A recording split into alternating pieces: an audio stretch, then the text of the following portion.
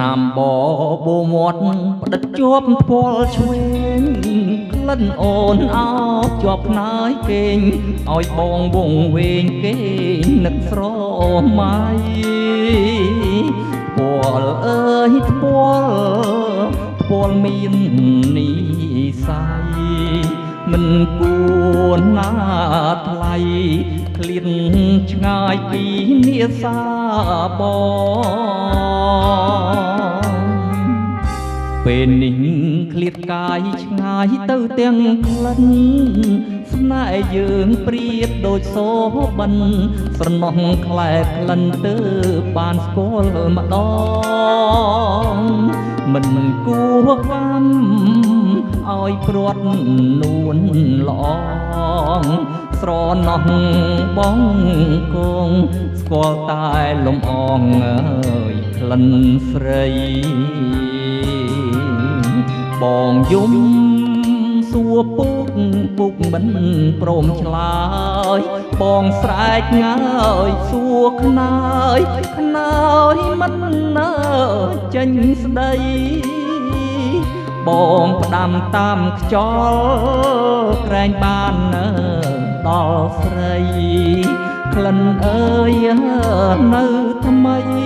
ឲ្យបងស្រណោះតើអូនដឹងទេថាបងនឹកស្រីសូបិនរៀងរាល់រាត្រីអនុស្សាវរីយ៍នៅថ្មីស្រស់វល់វងវែងភ្លេចអ្វីទាំងអស់មើលសែនស្រណោះក្លិនរសដែលបងអើយធ្លាប់ស្គាល់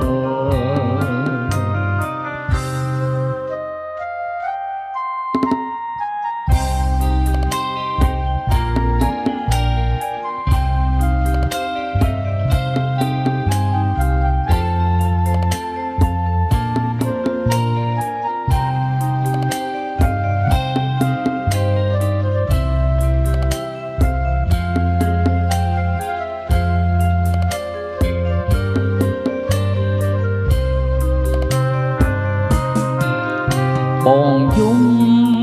សួរពុកមិនព្រមឆ្លើយបងស្រែកងើយសួរខ្នើយមិននៅចេញស្ដីបងផ្ដាំតាមខ្យល់ក្រែងបានដល់ស្រីក្លិនអើយនៅថ្មីឲ្យបងស្រណោះ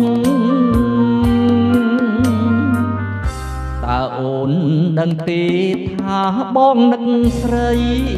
សូបិនរៀងរាល់រាត្រីអនុស្សាវរីយ៍នៅថ្មីស្រស់វល់វងវែងភ្លេចអ្វីទាំង